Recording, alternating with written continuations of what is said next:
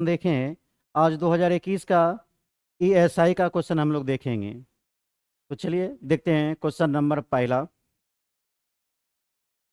Question number 1 में क्या पूछ रहा है कि लोकसभा अध्यक्ष अपना त्याग पत्र किसे सौंपता है। तो लोकसभा अध्यक्ष अपना त्याग पत्र किसको देता है? क्वेश्चन पढ़ के आंसर बताते जाएंगे। तो किसको देता है? उपाध्यक्ष।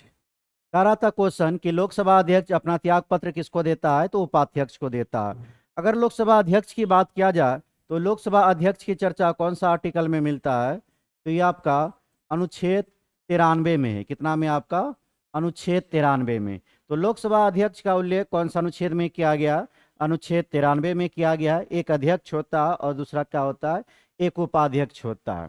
उसके बाद यहाँ पे ऑप्शन नंबर बी में उपराष्ट्रपति की बात किया गया। उपराष्ट्रपति की अनुच्छेद की चर्चा किया जाए तो उपराष्ट्रपति के अनुच्छेद का वर्णन कौन सा अनुच्छेद में मिलता है? 63 में। तो भारत में एक उपराष्ट्रपति होगा, उसका उल्लेख कौन सा अनुच्छेद में किया गया? अनुच्छेद 64 में किया गया है।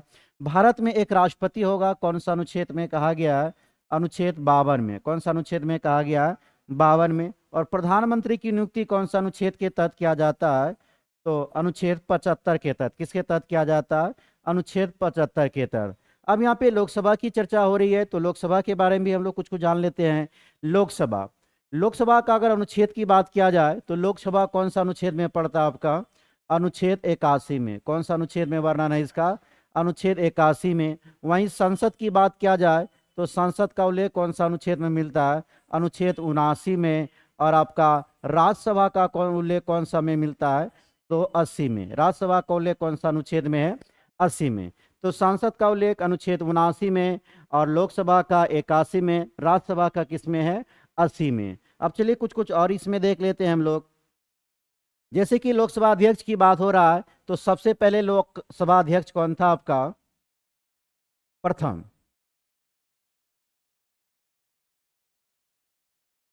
प्रथम लोकसभा अध्यक्ष। प्रथम लोकसभा अध्यक्ष की बात किया जाए तो कौन था? जीबी मामलांकर। कौन था? जीबी मामलांकर था। तो जीबी मामलांकर भारत के प्रथम लोकसभा अध्यक्ष कौन थे? जीबी मामलांकर। वहीं भारत के प्रथम उपाध्यक्ष की बात किया जाए तो भारत के प्रथम उपाध्यक्ष कौन थे? अनंत अनंत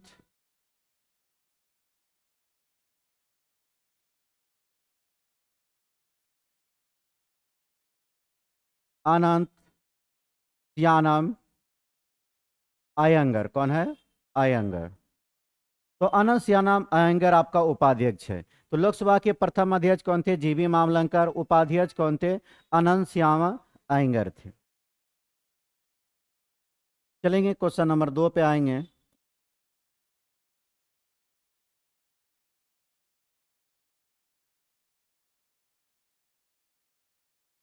क्वेश्चन नंबर 2 देखेंगे क्या कह रहा है कि प्रकाश तरंग और ध्वनि तरंग के बीच का अंतर निम्नलिखित में से किस घटना पर आधारित है?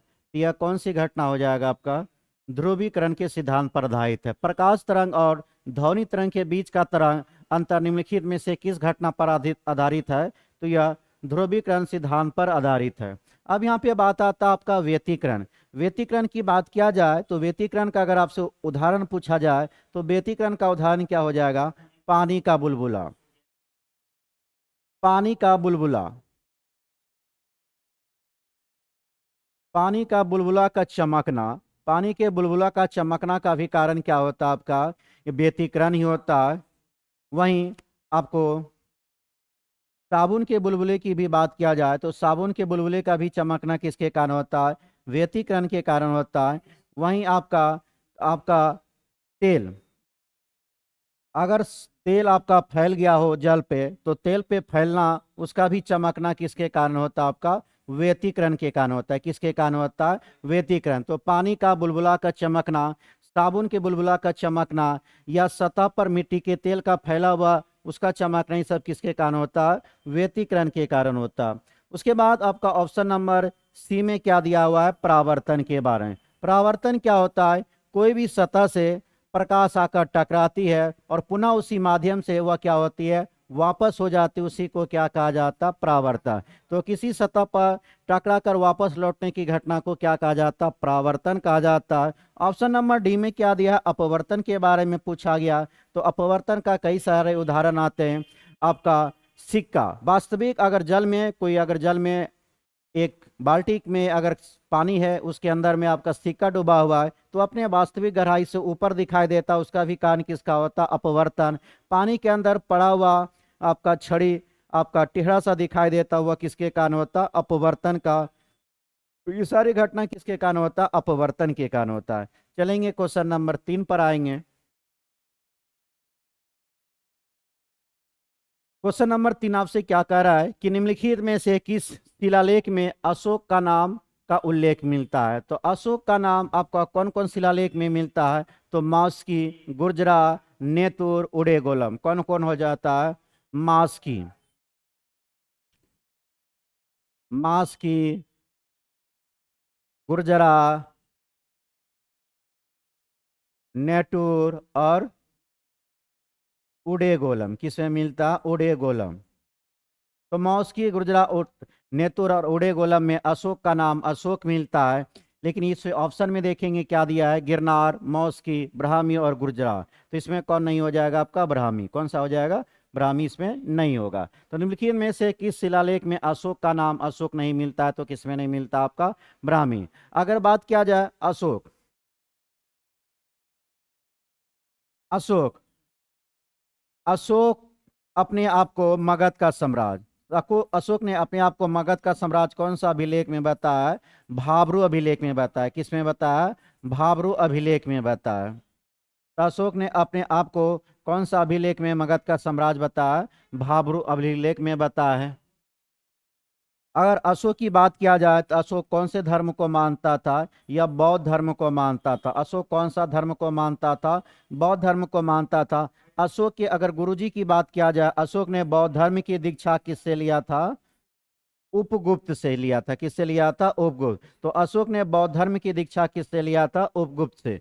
तो अशोक अपने आप को मगध का साम्राज्य किसमें कहा था, भाब्रू अभिलेख में। अशोक कौन से धर्म को मानता था, बौद्ध धर्म को। अशोक को बौद्ध धर्म की दीक्षा देने वाले गुरु का नाम क्या था, उपगुप्त था। चलेंगे क्वेश्चन नंबर 4 पर आएंगे।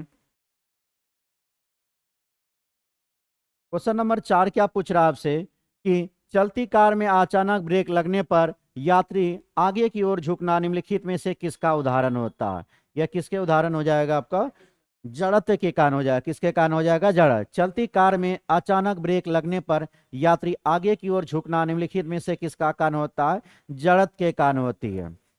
तो हम लोग न्यूटन के बारे में पढ़ें तो देख लेते हैं न्यूटन।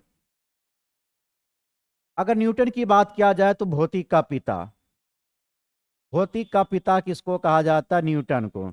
तो भौतिक का पिता किसको कहा जाता है, न्यूटन को कहा जाता है। इसका एक पुस्तक था 1687 में आया था। कौन सा पुस्तक था, प्रिंसिपिया। कौन सा था, प्रिंसिपिया। तो प्रिंसिपिया पुस्तक इनका था, न्यूटन का था। कब आया था, 1687 में। न्यूटन के 3 नियम थे। प्रथम नियम को ही आपको क्या कहा जाता, जड़त्व का भी नियम कहा जाता। प्रथम नियम को ही क्या कहा जाता, जड़त्व का नियम, या गैलीलियो का नियम, या क्या कहा जाता है, गैलीलियो का नियम कहा जाता है। तो हम लोग क्या क्या देखे, आपका प्रथम नियम को ही क्या कहा जाता, न्यूटन के प्रथम लॉ को ही कहा जाता आपका जड़त्व का नियम, या गैलीलियो के नियम के नाम से जाना जाता। प्रथम नियम से बल की क्या चीज का परिभाषा मिलता आपका, बल की परिभाषा। तो बल की परिभाषा, बल की परिभाषा कौन से नियम से मिलता, प्रथम नियम से। तो बल की परिभाषा कौन सा नियम से मिलता, प्रथम नियम से मिलता। वहीं द्वितीय नियम की बात किया जाए तो द्वितीय नियम से क्या मिलता है, बल का व्यंजक प्राप्त होता है। क्या चीज प्राप्त होता है, बल का व्यंजक प्राप्त होता है। तो न्यूटन के द्वितीय नियम से क्या चीज प्राप्त होता है, बल का व्यंजक। एक बार पुनः ध्यान देंगे, न्यूटन को ही क्या कहा जाता, भौतिक का पिता कहा जाता है। इन्होंने अपना पुस्तक कब लिखा था, 1687 में। पुस्तक का नाम क्या था, प्रिंसिपिया। इसके प्रथम नियम को ही क्या कहा जाता, जड़त्व का नियम, या गैलीलियो का नियम, या आप क्या देखें, बल की परिभाषा। बल की परिभाषा कौन सा नियम से मिलता है, न्यूटन के प्रथम नियम से। न्यूटन के द्वितीय नियम से क्या मिलता है, बल का व्यंजन। अब ऑप्शन पे यहाँ पे ध्यान देंगे, आपका क्या कह रहा है। तो चलती कार में अचानक ब्रेक लगने पर यात्री क्या होता, आगे की ओर झुक जाता है। तो यह क्या हो रहा है, आपका गाड़ी यहाँ पे क्या हो रहा है, चल रही है। और रुकी हुई गाड़ी अगर रहेगा तो रुका हुआ गाड़ी है और अचानक चल पड़े तो यात्री क्या होगा आपका, पीछे की ओर आएगा। किधर आएगा, पीछे की ओर आएगा। क्वेश्चन नंबर 5 पे आएंगे हम लोग।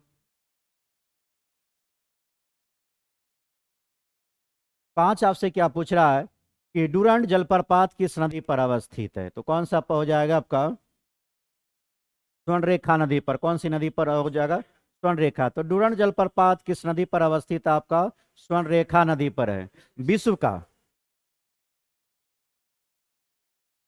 विश्व का सबसे अधिक जलप्रपात, विश्व का सबसे अधिक जलप्रपात, विश्व का सबसे अधिक जलप्रपात कहाँ पे है आपका, अफ्रीका महाद्वीप में है। कहाँ पे है, अफ्रीका महाद्वीप है। तो विश्व का सबसे अधिक आपका जलप्रपात कौन सा महाद्वीप में, अफ्रीका महाद्वीप है, जिसको ही आपको अंध महाद्वीप के नाम से भी जाना जाता है। तो विश्व का सबसे अधिक जलप्रपात कहा हो गया, अफ्रीका महाद्वीप।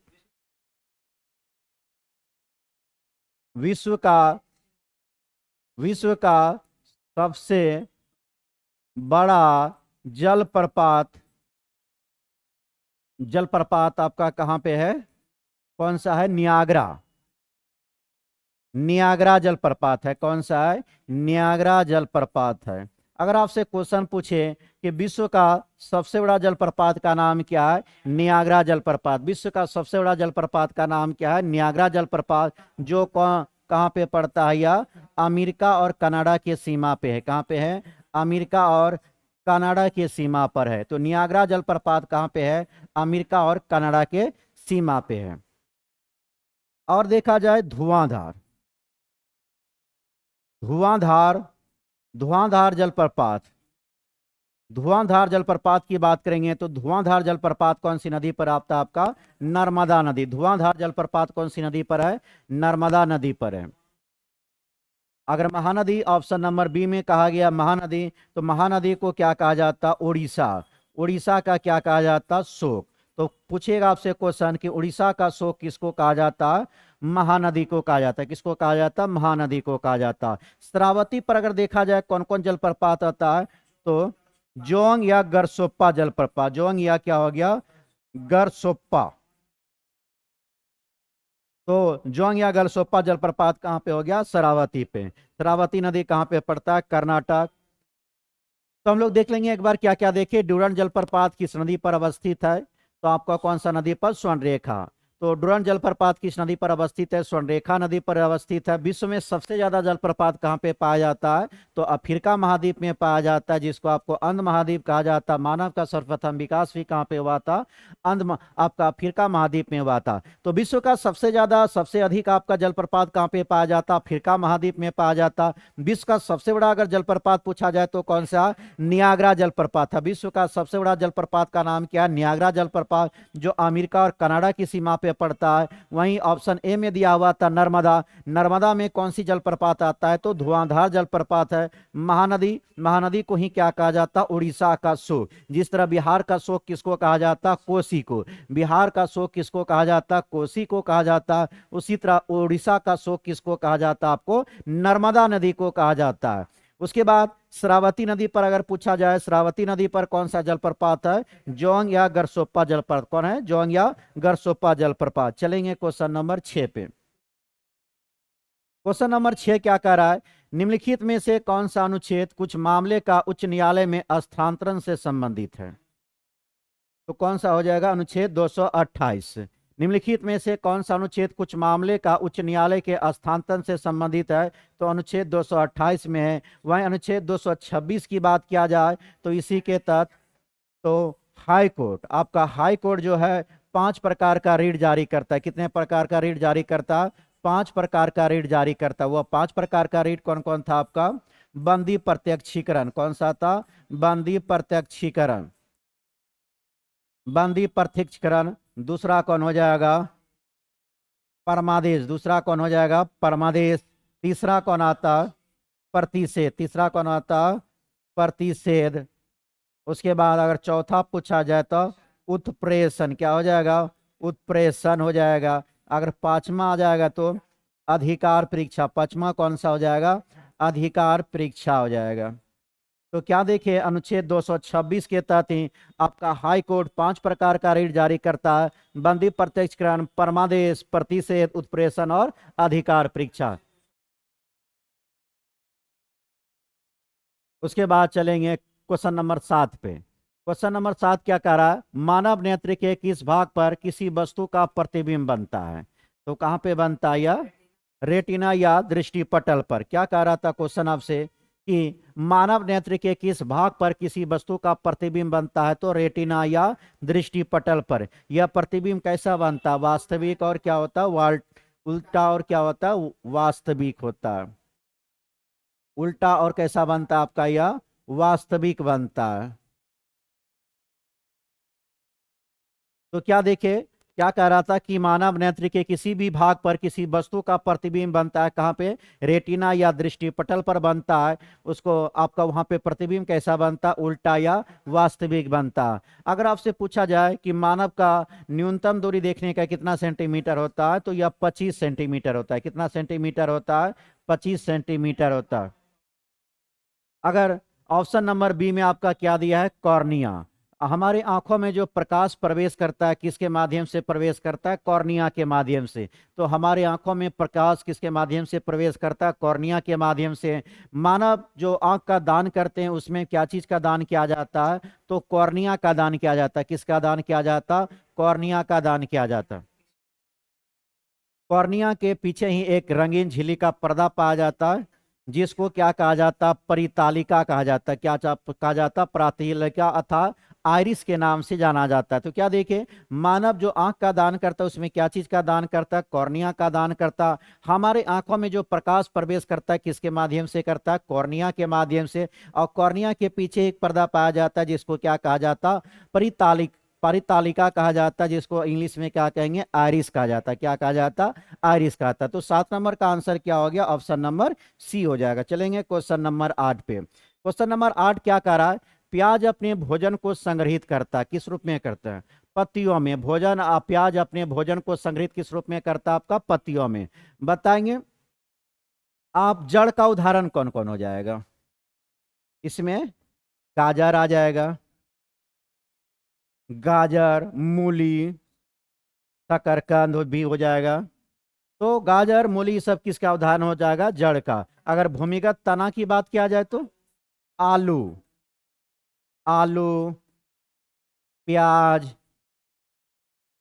लहसुन, यह सब किस में आ जाएगा? भूमिगत तना में।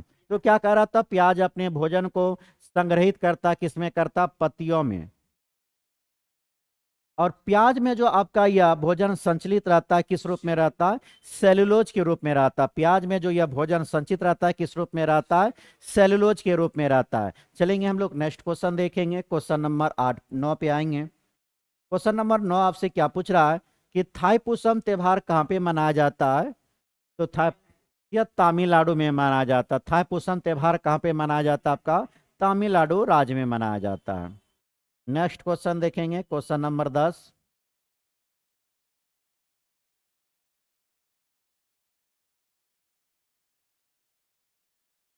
क्वेश्चन नंबर 10 क्या कह रहा है कि प्रोटीन का पाचन कहाँ से शुरू होता है? कहाँ से होता है आपका? आमाशय से। प्रोटीन का पाचन कहाँ से शुरू होता है? आमाशय से शुरू होता है। यहीं पे आता है आपका। छोटी आंत की बात करें तो छोटी आंत का 3 भाग होता है। छोटी आंत का कितना भाग होता है? 3 भाग होता है। एक कौन होता है? ड्यूडेनम।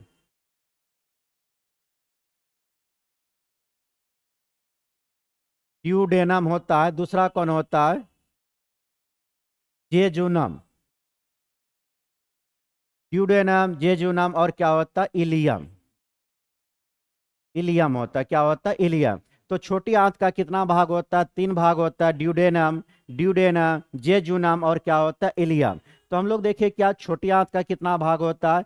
3 भाग होता है। ड्यूडेनम, जेजुनम और क्या होता है? इलियम। उसी तरह बड़ी आंत की बात, क्या बड़ी आंत की बात की है तो बड़ी आंत का कौन कौन भाग हो जाता है आपका? पहले क्या हो जाएगा आपका? सिक्कम। सिक्कम। दूसरा कौन हो जाएगा? कोलन। कोलन और मलाशय।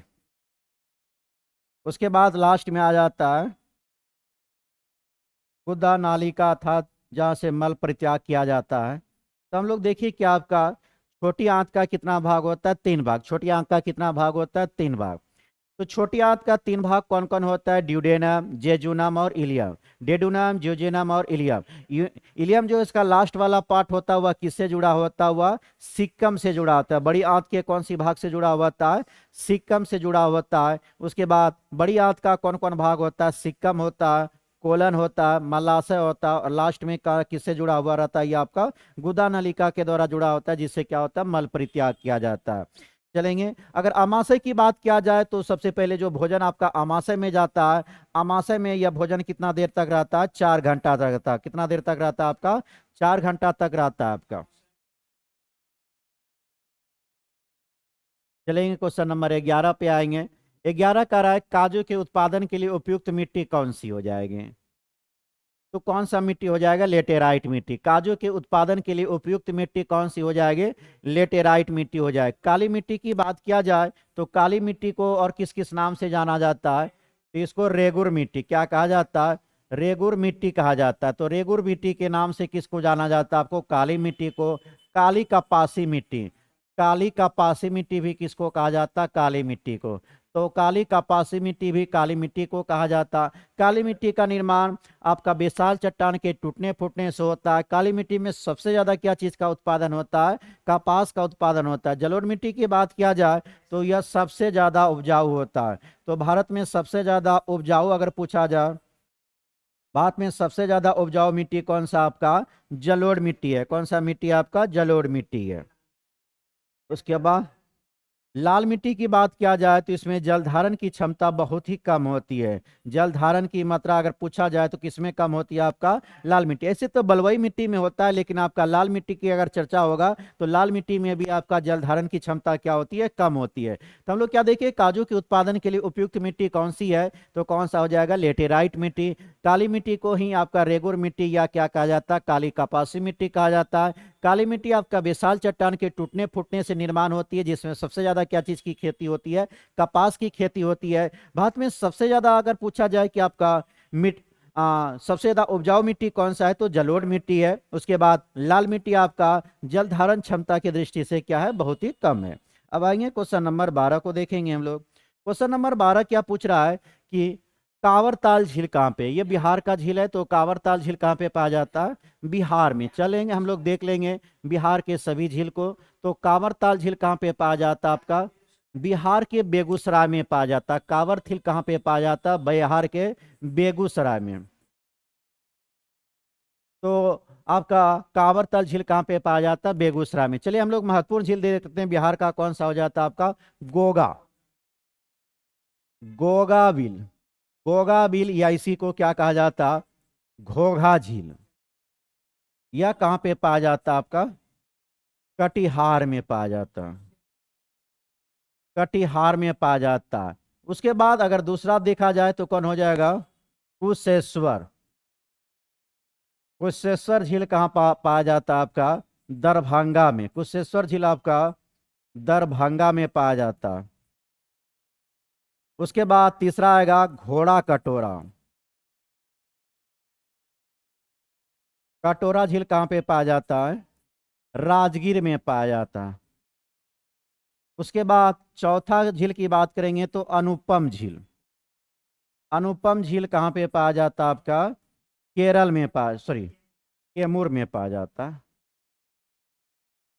उसके बाद पांचवा अगर झील की बात करें तो सिमरी झील आपका कहाँ पे हो जाएगा, सिमरी बख्तियारपुर वहां पे भी पड़ता है, तो सिमरी झील कहाँ पे हो जाएगा, सहरसा में पाया जाता। उसके बाद जगतपुर की बात करेंगे तो जगतपुर झील कहाँ पे पाया जाता है, जगतपुर झील आपका पाया जाता है भागलपुर में, भागलपुर में पाया जाता है। सातवां झील की बात करेंगे तो मोती झील। मोती झील कहाँ पे पाया जाता है आपका, मोतीहारी में। मोती झील कहाँ पे पाया जाता है, मोतीहारी में पाया जाता है। यह कहाँ पे पड़ता है, पूर्वी चंपारण। कहाँ पे है, पूर्वी चंपारण का भाग है। कुछ कुछ और है, अब हम लोग देख लेते हैं। 8वां नंबर की बात करेंगे सरैया मन की बात करेंगे, सरैया मन झील कहाँ पे पाया जाता है? या बेतिया में पाया जाता है। कहाँ पे पाया जाता है? बेतिया में। और बेतिया कहाँ पे पड़ता? पश्चिमी चंपारण में। कहाँ पे है? पश्चिमी चंपारण। उसके बाद पिपरामन, पिपरामन झील की बात किया जाए तो पिपरामन झील कहाँ पे आपका? मोतिहारी में। कहाँ पे है? मोतिहारी में। यह कहाँ पड़ता आपका? पूर्वी चंपारण में। तो एक बार यहाँ पे ध्यान देंगे हम लोग कौन कौन झील पड़े अभी। तो आपसे क्वेश्चन पूछा गया था कि कांवरताल झील कहाँ पे पाया जाता है, तो यह बिहार के बेगूसराय में पाया जाता है। कांवरताल झील कहाँ पे पाया जाता है? बिहार के बेगूसराय जिला में पाया जाता। उसके बाद देखा जाए हम लोग कौन कौन महत्वपूर्ण झील देखे। गोगाबिल, गोगाबिल या घोघा झील, गोगाबिल या घोघा झील कहाँ पे पाया जाता? कटिहार में पाया जाता।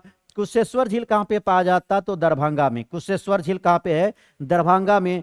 घोड़ा कटोरा झील, घोड़ा कटोरा झील कहाँ पे पाया जाता है? तो राजगीर में। घोड़ा कटोरा झील कहाँ पे है? राजगीर में। उसके बाद चौथा नंबर पे हम लोग क्या देखे? अनुपम झील, अनुपम झील कहाँ पे पाया जाता? कैमूर में। अनुपम झील कहाँ पे पाया जाता? कैमूर में।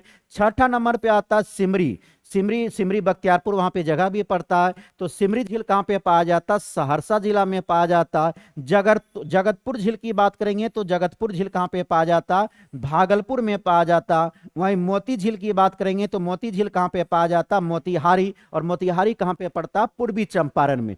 तो मोती झील कहाँ हो गया? मोतिहारी पूर्वी चंपारण में पाया जाता है। सरैया मन की बात करेंगे तो सरैया मन झील कहाँ का है? बेतिया पश्चिमी चंपारण। उसके बाद 9वां नंबर पे कौन आता है? पिपरामन, पिपरामन झील भी कहाँ पाया जाता है? मोतिहारी, जो कहाँ पे पड़ता? पूर्वी चंपारण।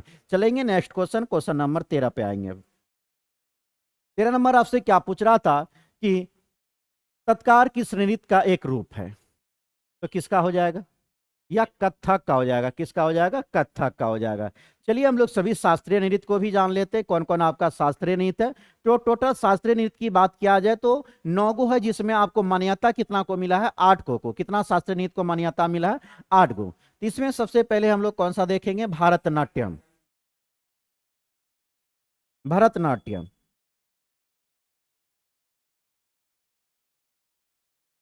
भरतनाट्यम। भरतनाट्यम की बात करेंगे तो भरतनाट्यम कहाँ पे पाया जाता है? तमिलनाडु में। भरतनाट्यम कहाँ है? तमिलनाडु में। तमिलनाडु कहाँ पे है? तमिलनाडु। उसके बाद एक सेकंड,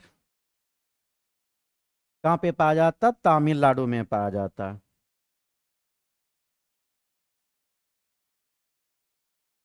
उसके बाद दूसरा आपका कौन आता है?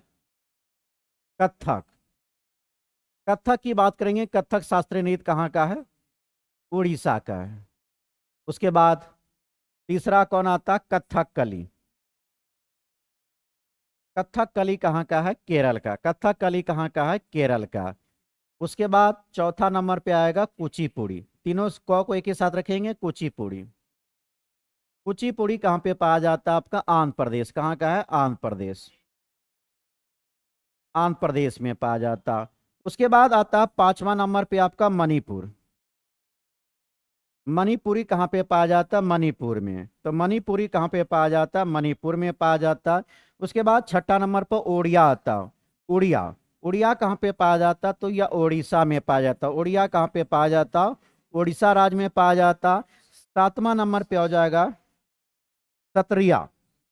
सतरिया कहाँ पे पाया जाता है? यह असम राज्य में पाया जाता। सतरिया कहाँ पे पाया जाता? असम राज्य में पाया जाता। 8वां देखा जाए तो मोहिनी अट्टम। 8वां कौन हो जाएगा? मोहिनी, मोहिनी अट्टम। मोहिनी अट्टम कहाँ पे पाया जाता? केरल में। मोहिनी अट्टम किस राज्य का है? केरल का है। 9वां में आता छऊ। कौन हो जाएगा? छऊ। और छऊ यह कहाँ पे पाया जाता? पूर्वी भारत में। कहाँ पे पाया जाता? पूर्वी भारत में। एक बार ध्यान देंगे हम लोग कौन कौन देखे शास्त्रीय नृत्य। तो भारत में टोटल शास्त्रीय नृत्य की बात किया जाए जितना को मान्यता मिला है, कितना को मान्यता मिला है? 8 को मान्यता मिले। टोटल 9 है, लेकिन उसमें मान्यता कितना को दिया गया? 8 को दिया गया। अगर भरतनाट्यम आपसे पूछा जाए कि भरतनाट्यम कहाँ का शास्त्रीय नृत्य है, तो यह तमिलनाडु का। भारतीय आपका भरतनाट्यम कहाँ का शास्त्रीय नृत्य है? तो तमिलनाडु का है। कथक पूछा जाए तो कथक कहाँ का हो जाएगा? उड़ीसा का। कथक कहाँ का है? उड़ीसा का है। उसके बाद अगर आपसे कथकली पूछा जाए तो कथकली कहाँ का है? केरल का। तो कथक उड़ीसा का, कथकली कहाँ का हो गया? केरल का। कुचिपुड़ी की बात किया जाए तो कुचिपुड़ी कहाँ का है? आंध्र प्रदेश का। कुचिपुड़ी कहाँ का है? आंध्र प्रदेश। 5वां नंबर पे आता मणिपुरी। मणिपुरी कहाँ पे पाया जाता? मणिपुर में पाया जाता। उड़िया, उड़िया कहाँ की शास्त्रीय नृत्य है या उड़ीसा राज्य की शास्त्रीय नृत्य है।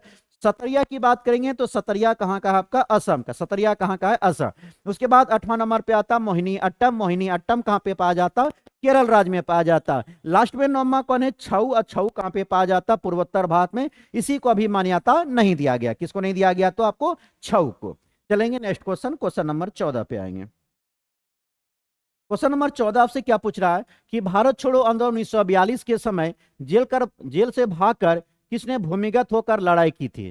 किन्होंने किया था? जयप्रकाश नारायण ने। किन्होंने किया था? जयप्रकाश नारायण। अगर बात किया जाए भारत छोड़ो आंदोलन की घोषणा कब किया गया था, तो यह 8 अगस्त। कब किया गया था? 8 अगस्त 1942 को। कहां से हुआ था? यह वर्धा से हुआ था। कहां से हुआ था? वर्धा से हुआ था। उसके बाद यह लागू कब होता है? 9 अगस्त 1942। लागू कब से हुआ था? 9 अगस्त 1942। तो भारत छोड़ो आंदोलन की घोषणा 8 अगस्त 1942 को प्रस्ताव पारित किया जाता और भारत छोड़ो आंदोलन आपका लागू कब हो जाता? 9 अगस्त 1942 से लागू हो जाता है। तो भारत छोड़ो आंदोलन 1942 के समय जेल से भागकर किसान की भूमिगत होकर आपका भागकर किसने भूमिगत होकर आपका लड़ाई किया था? तो जयप्रकाश नारायण ने किया था। ऑप्शन नंबर में बी में क्या दिया आपका? कृष्ण सिंह। कृष्ण सिंह की बात किया जाए तो आपका बिहार के प्रथम मुख्यमंत्री, बिहार के प्रथम मुख्यमंत्री आपका कौन थे? बिहार के प्रथम मुख्यमंत्री। तो बिहार के प्रथम मुख्यमंत्री कौन बने थे? आपका कृष्ण सिंह बने थे। कौन बने थे? कृष्ण सिंह। उसके बाद अनुग्रह नारायण सिंह की बात किया जाए तो बिहार के विभूति के नाम से किनको जाना जाता? अनुग्रह नारायण सिंह। बिहार, बिहार के विभूति, बिहार के विभूति किसको कहा जाता? अनुग्रह नारायण सिंह। बिहार के विभूति किसको कहा जाता? अनुग्रह नारायण सिंह। तो क्या क्या यहाँ पे देखें हम लोग कि 8 अगस्त 1942 को भारत छोड़ो आंदोलन की घोषणा किया जाता है। कहां से होता है? यह वर्धा में पारित होता है। उसके बाद 9 अगस्त 1942 से क्या होता है? यह लागू हो जाता है। उसके बाद आपका कृष्ण सिंह आपका प्रथम बिहार के मुख्यमंत्री रहे। उसके बाद अनुग्रह नारायण सिंह बिहार के क्या होता? बिहार के विभूति के नाम से किनको जाना जाता? अनुग्रह नारायण सिंह को जाना जाता है। क्वेश्चन नंबर 15 पे आएंगे। 15 क्या पूछ रहा है आपसे? यूनेस्को, यूनेस्को का मुख्यालय कहाँ है आपका? न्यूयॉर्क में। यूनेस्को का मुख्यालय कहाँ पे? न्यूयॉर्क। अब देख लेंगे हम लोग यहाँ पे किसका किसका कौन कौन मुख्यालय आपका ऑप्शन में दिया हुआ है, सभी देखेंगे। सबसे पहले आपका यूनेस्को देखेंगे। यूनेस्को का स्थापना कब हुआ था?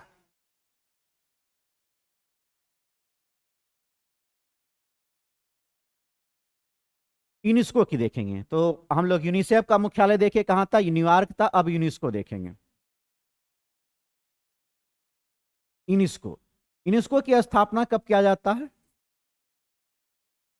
4 नवंबर 1946 को किया गया था, जिसका मुख्यालय कहां पे पड़ता? आपका पेरिस में का था। कहां पे था? पेरिस में था।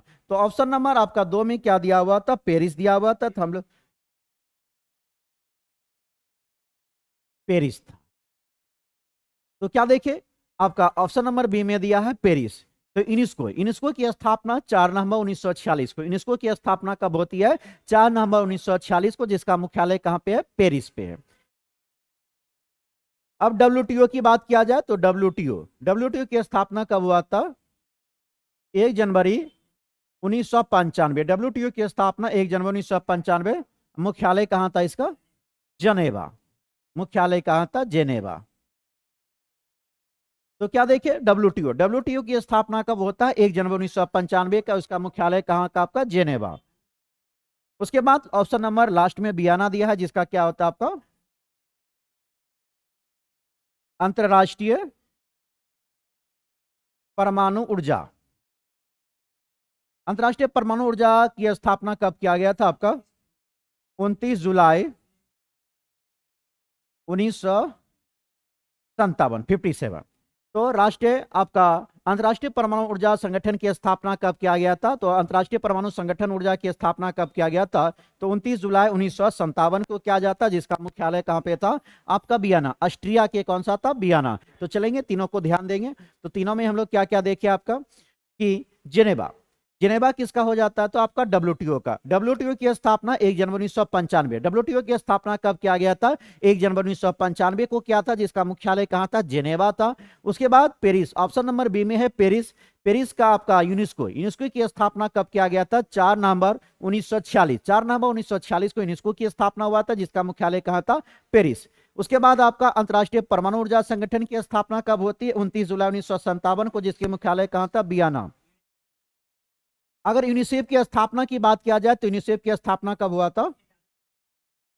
11 दिसंबर 1946। 11 दिसंबर 1946। एक बार पुनः ध्यान देंगे सभी डेट को। आपका यूनिसेफ की स्थापना 11 दिसंबर 1946, यूनेस्को की स्थापना 4 नवंबर 1946, डब्ल्यूटीओ की स्थापना 1 जनवरी 1995, अंतर्राष्ट्रीय परमाणु ऊर्जा संगठन की स्थापना 29 जुलाई 1957। सभी के मुख्यालय देखेंगे तो यूनिसेफ के मुख्यालय कहाँ हो गया? आपका न्यूयॉर्क। यूनिसेफ के मुख्यालय कहाँ हो गया? न्यूयॉर्क। आपका यूनेस्को की मुख्यालय कहाँ है? पेरिस है। डब्ल्यूटीओ के मुख्यालय कहाँ है? जेनेवा है। अंतर्राष्ट्रीय परमाणु ऊर्जा संगठन की मुख्यालय कहाँ आपका? ऑस्ट्रिया के वियना में है। चलेंगे नेक्स्ट क्वेश्चन, क्वेश्चन नंबर 16 पे। 16 क्या कह रहा? राजा राम मोहन राय को राजा की उपाधि किन्होंने दिया था? अकबर द्वितीय ने दिया था। राजा राम मोहन राय को राजा की उपाधि किन्होंने दिया था? अकबर द्वितीय ने दिया था। अगर बहादुर शाह प्रथम की बात किया जाए तो यह औरंगजेब का दूसरा बेटा था। औरंगजेब, औरंगजेब की बात करें तो औरंगजेब का यह दूसरा पुत्र था। औरंगजेब का दूसरा पुत्र का नाम क्या था? बहादुर शाह प्रथम। बहादुर शाह प्रथम। औरंगजेब का दूसरा पुत्र का नाम क्या था? बहादुर शाह प्रथम, जिसको किस नाम से जाना जाता था? मुअज्जम। किस नाम से जाना जाता था? मुअज्जम के नाम से जाना जाता था। तो बहादुर शाह को किस उपनाम से जाना जाता था? मुअज्जम के नाम से जाना जाता था। तो क्या देखे, औरंगजेब के दूसरे पुत्र का नाम क्या था? आपका बहादुर शाह प्रथम था, जिसको किस उपनाम से जाना जाता था? मुअज्जम के नाम से जाना जाता था। यहाँ पे ऑप्शन नंबर आपका रविन्द्रनाथ टैगोर दिया है। रविन्द्रनाथ टैगोर की बात किया जाए तो इन्होंने कई सारी आपका पुस्तक की रचना किया। जैसे बात किया जाए गीतांजलि, गीतांजलि, गीतांजलि की बात करें, गीतांजलि हो गया। चित्रगंधा, चित्रगंधा, चित्रगंधा की भी रचना किसके द्वारा किया गया था? रविन्द्रनाथ टैगोर के द्वारा। गौरा, गौरा, गौरा की भी रचना किसके द्वारा किया गया था? रविन्द्रनाथ टैगोर के द्वारा किया गया था। अगर राजा राम मोहन राय की बात करेंगे तो इन्होंने आत्मीय सभा की स्थापना किया था। राजा राम मोहन राय ने 1815 में, 1815 में कौन सी सभा की स्थापना किया था?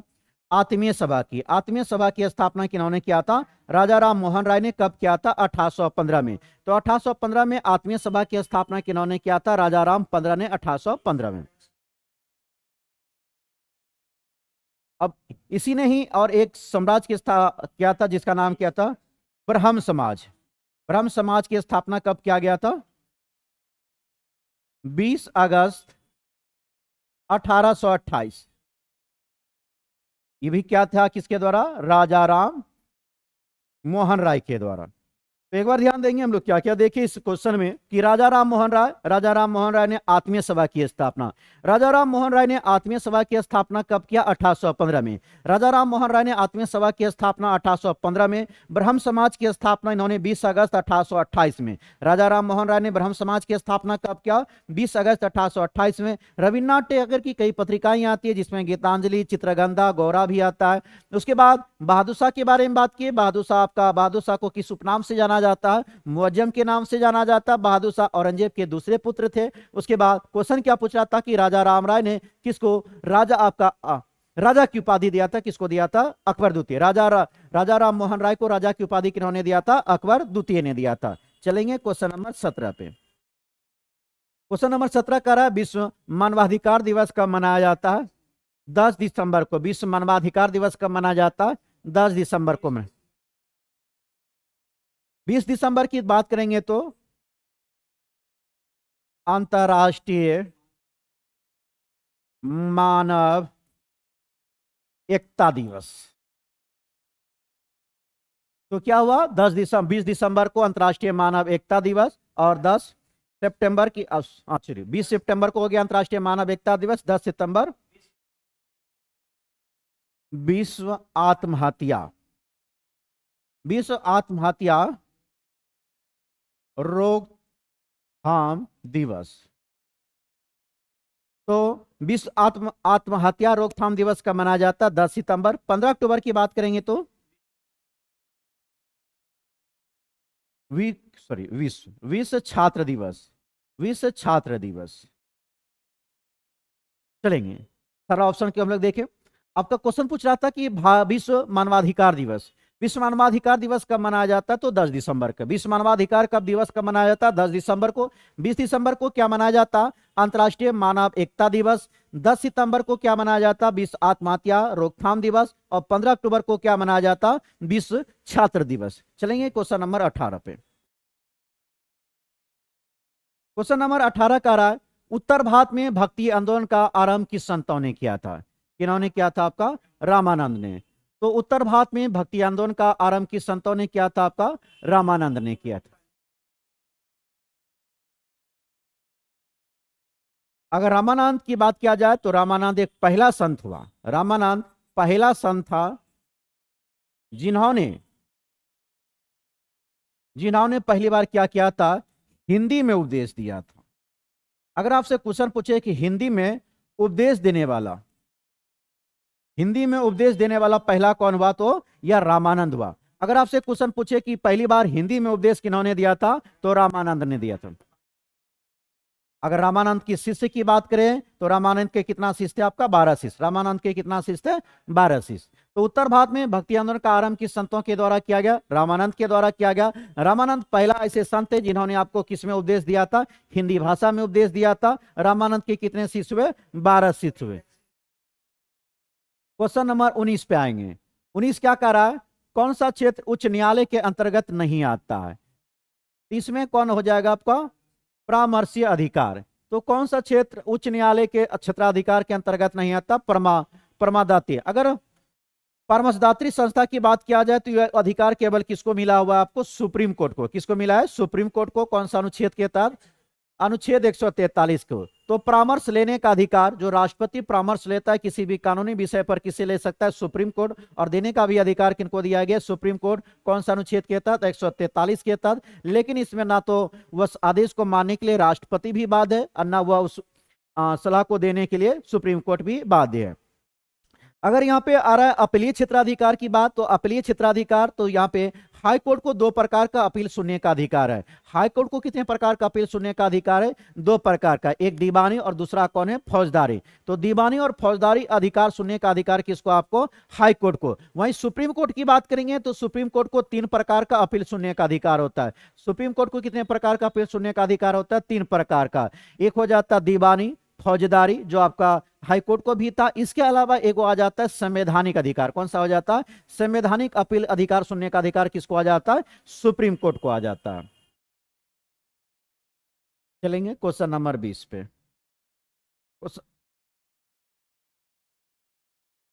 20 देखेंगे। 20 क्या कह रहा है? स्टेपी क्षेत्र किस फसल के लिए जाना जाता है? तो यह गेहूं के लिए जाना जाता है। स्टेपी क्षेत्र किसके लिए जाना जाता है? आपका गेहूं के लिए जाना जाता है। इंडियन सोशल कॉन्फ्रेंस की स्थापना, इंडियन सोशल कॉन्फ्रेंस की स्थापना कब किया गया था? 1887। इंडियन सोशल कॉन्फ्रेंस की स्थापना कब किया जाता? 1887 में। किनके द्वारा किया गया था? यह किया गया था महादेव गोविंद रानाडे। तो महादेव गोविंद रानाडे के द्वारा क्या चीज की स्थापना किया गया था? इंडियन सोशल कॉन्फ्रेंस की स्थापना कब किया गया था? 1887 में।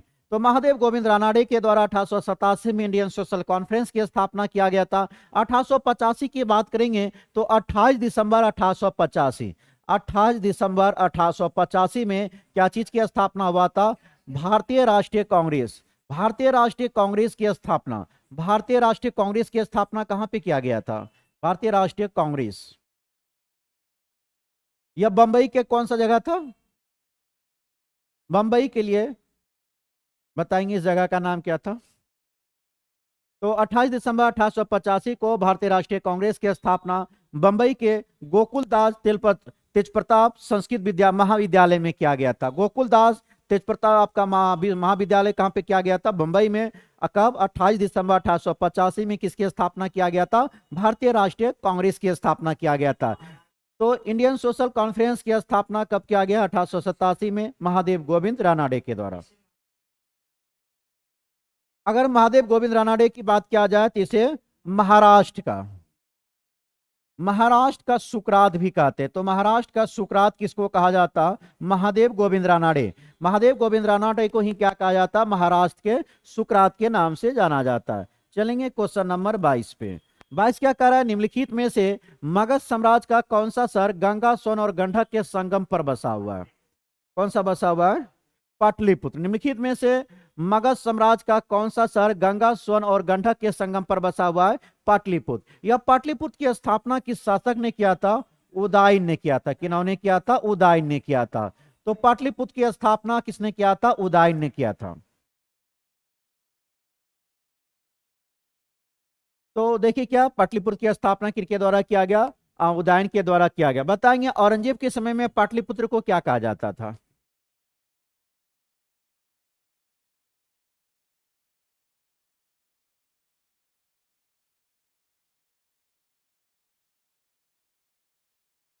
औरंगजेब के समय में पाटलिपुत्र को क्या कहा जाता था?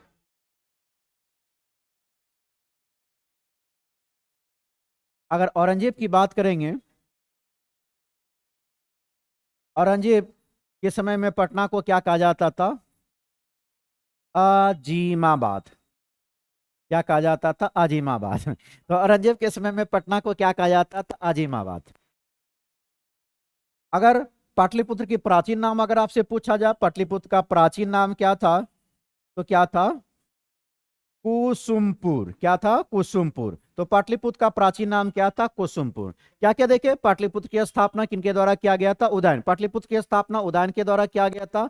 औरंगजेब के समय में पाटलिपुत्र को क्या कहा जाता था? अजीमाबाद कहा जाता था। पाटलिपुत्र का प्राचीन नाम क्या था? कुसुमपुर था। क्या नाम था? कुसुमपुर। इस पाटलिपुत्र का नाम पटना किसने दिया था? तो शेरशाह सूरी ने दिया था। किन्होंने दिया था? शेरशाह सूरी ने।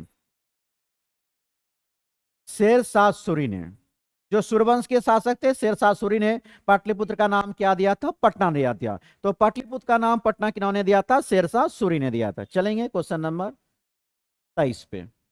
23 क्या कर रहा है? भूपरपट्टी में सर्वाधिक पाया जाने वाला खनिज कौन सा है? तो आपका हो जाएगा हिल्डारस पर हो जाएगा। तो आपका क्या कह रहा था क्वेश्चन में कि भूपरपट्टी में सर्वाधिक पाया जाने वाला खनिज कौन सा है? तो आपका हिल्डस्पार हो जाएगा।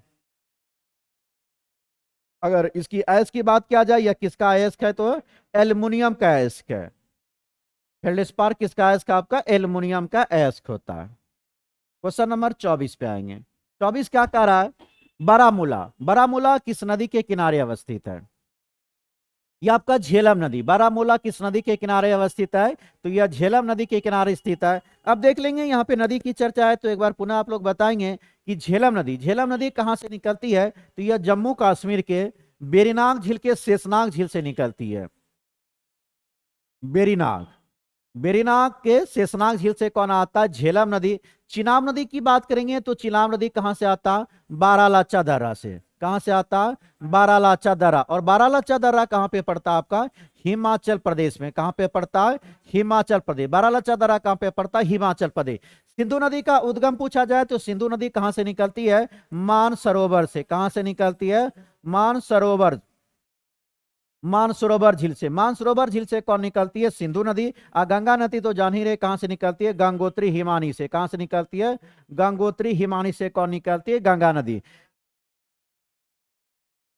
तो बारामूला, बारामूला किस नदी के किनारे अवस्थित है? तो आपका कौन सी नदी किनारे? झेलम नदी के किनारे अवस्थित है। झेलम नदी कहां से निकलती है? बेरीनाग से निकलती है। चिनाब नदी कहां से निकलती है? बारालाचा दर्रा से निकलती है। सिंधु नदी कहां से निकलती है? मानसरोवर झील से। और गंगा नदी कहां से निकलती है? गंगोत्री हिमानी से निकलती है। क्वेश्चन नंबर 25 पे आएंगे। आपका 25 नंबर क्वेश्चन क्या कह रहा है कि जंग का रासायनिक नाम क्या होता है? तो यह जलयोजित फेरिक ऑक्साइड हो जाता है। क्या हो जाता है? जलयोजित फेरिक ऑक्साइड। क्वेश्चन क्या कह रहा था आपसे कि जंग का रासायनिक नाम क्या होता है? तो जलयोजित फेरिक ऑक्साइड होता है। जंग लगना कौन सी क्रिया होता है? आपका रासायनिक अभिक्रिया। जंग लगना कैसी अभिक्रिया? यह एक रासायनिक अभिक्रिया है। जंग लगना एक रासायनिक अभिक्रिया होती है। अगर लोहा में जंग ला जाए तो लोहा में जंग लगने के कारण उसका भार में क्या हो जाता है जी? वृद्धि हो जाता है। अगर जंग लग जाए तो लोहा के भार में क्या हो जाता है? वृद्धि हो जाता है। तो किसी भी चीज में जंग लगना किसका उदाहरण होता है? आपका रासायनिक अभिक्रिया होती है। उसके बाद आपका अगर लोहे में जंग लग जाए तो उसकी भार में क्या हो जाती है? वृद्धि हो जाती है। क्वेश्चन नंबर 26 पे आएंगे। 26 क्या पूछ रहा है कि ऑटोमोबाइल से निकलने वाली निम्न में से कौन सी गैस सर्वाधिक जहरीली होती है? या कार्बन मोनोऑक्साइड। जो वाहन वगैरह रोड पे चलती है, गाड़ियां, बस हो या कुछ भी हो, तो इसके द्वारा क्या चीज आपका, कौन सी गैस निकलती है? Carbon monoxide. कौन सी गैस निकलती है? Carbon monoxide. यहाँ पे ऑप्शन में दिया है सी आपका SO2 और NO2। SO2 और NO2 की बात किया जाए तो अम्लीय वर्षा। अम्लीय वर्षा किसके द्वारा होता है? तो आपका SO2 और NO2 के कारण होता है। किसके कारण होता है? SO2 और NO2 के कारण। SO2 और NO2 आपका क्या क्या चीज का निर्माण करता है? तो ऑटोमोबाइल, ऑटोमोबाइल से निकलने वाले निम्न में से कौन सा गैस सर्वाधिक जहरीली होती है? तो आपका कौन होता है? कार्बन मोनोऑक्साइड होता है। उसके बाद अम्लीय वर्षा किसके कारण होता है आपका? तो CO2 और SO2 कारण। किसके कारण होता है? CO2 और SO2 के कारण। अगर NO2 की बात किया जाए तो NO2 क्या चीज का निर्माण करता है?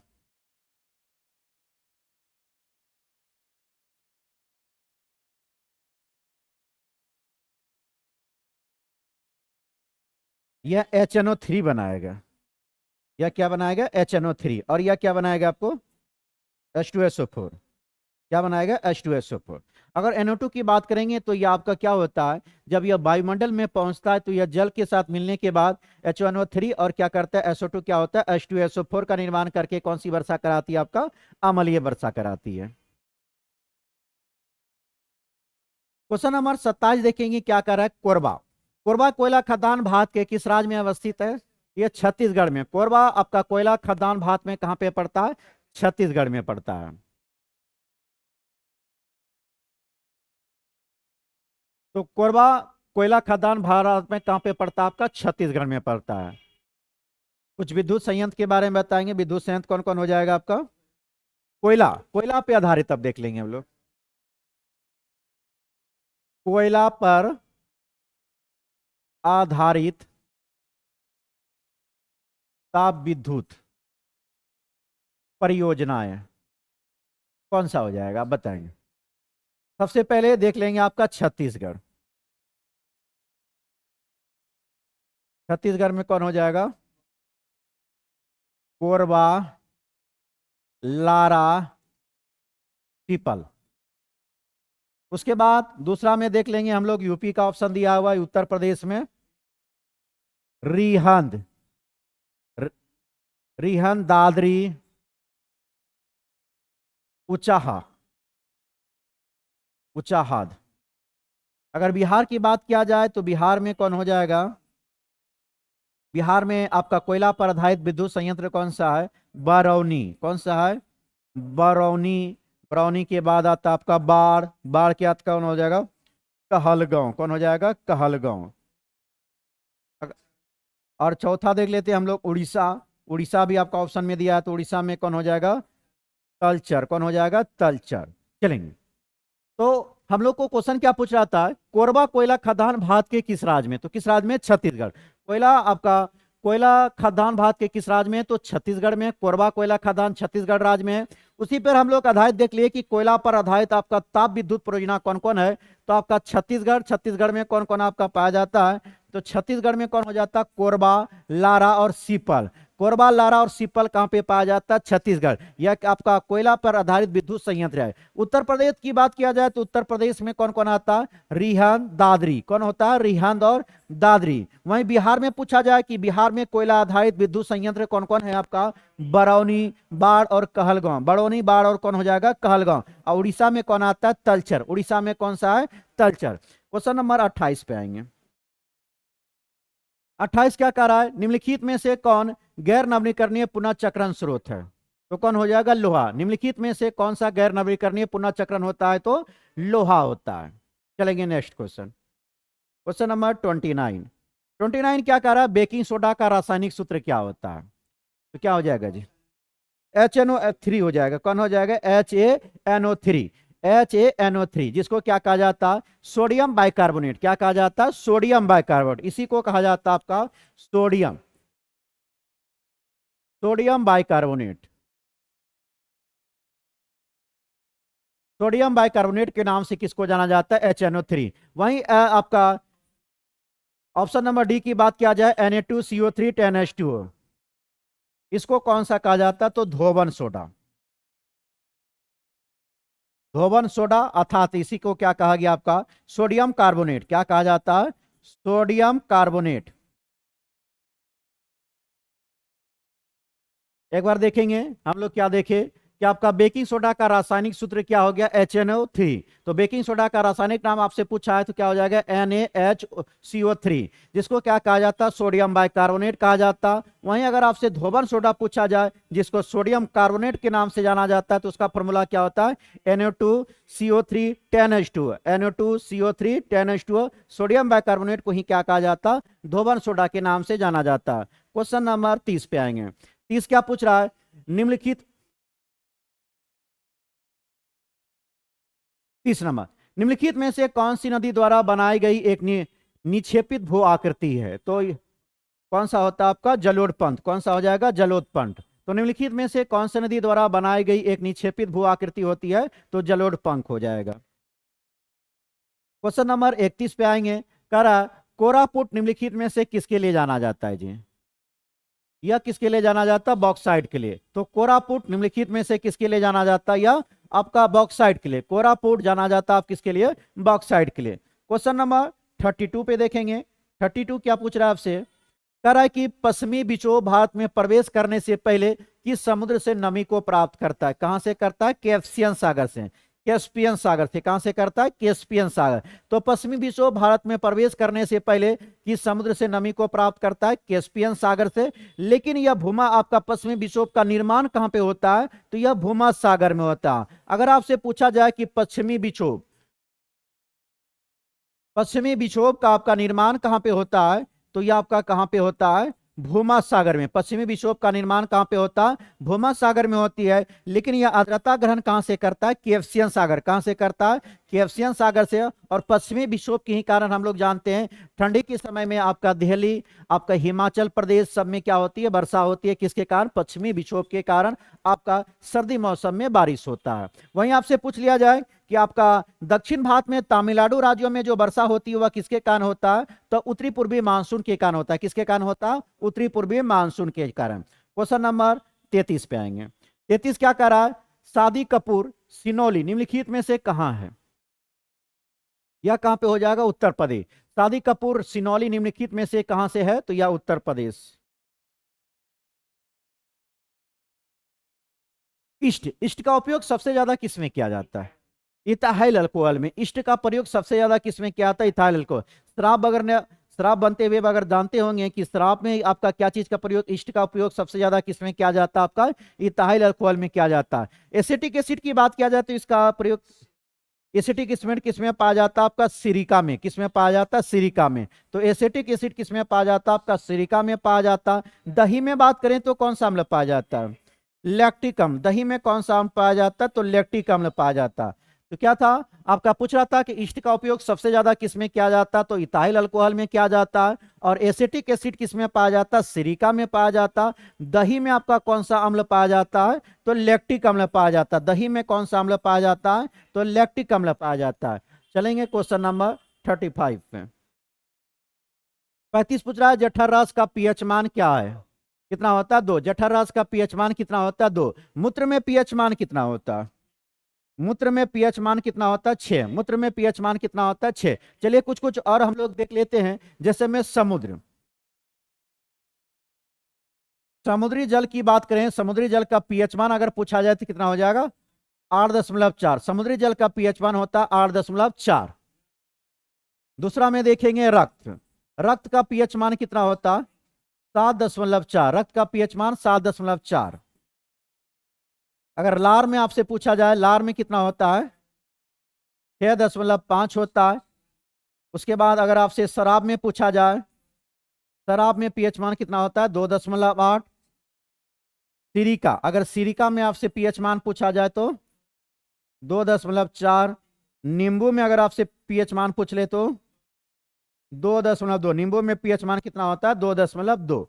तो क्या क्या देखिए यहां से आपका कई बार क्वेश्चन बनता है कि आपका पीएच मान अगर पूछा जाए। हाँ, अगर दांत क्षरण की बात किया जाए, दांत क्षरण कितना पीएच कम होने पर होता है? तो 5.5 से अगर कम होगा आपका मुंह का पीएच मान तो क्या होता है आपका दांत क्षरण शुरू हो जाता है। तो हम लोग क्या क्या देखिए, जठर रस का पीएच मान कितना होता है, तो 2 होता है। समुद्री जल में पीएच मान 8.4, रक्त में पीएच मान 7.4, लार में पीएच मान 6.5, शराब में पीएच मान 2.8, सिरका में पीएच मान 2.4, नींबू में 2.2 और मूत्र में कितना पाया जाता है, 6 पीएच मान पाया जाता है। क्वेश्चन नंबर 36, सफेद फास्फोरस का आकार आपका आकार होता है कैसे होगा, चतुष्फलकीय होता है। सफेद फास्फोरस का आकार कैसा होता है, चतुष्फलकीय होता है। इसको क्या कहते हैं, जल में डुबा कर रखा जाता है क्योंकि यह बहुत ही ज्वलनशील होता है। अगर लाल फास्फोरस की बात किया जाए तो लाल फास्फोरस का प्रयोग कहाँ पे किया जाता है, आपका दिया सलाई में किया जाता है। तो माचिस के तिल्ले में किस फास्फोरस का प्रयोग किया जाता है, लाल फास्फोरस का किया जाता है। श्वेत फास्फोरस का प्रयोग कहाँ पे किया जाता है, तो आपका यह किसमें किया जाता है, बम बनाने में।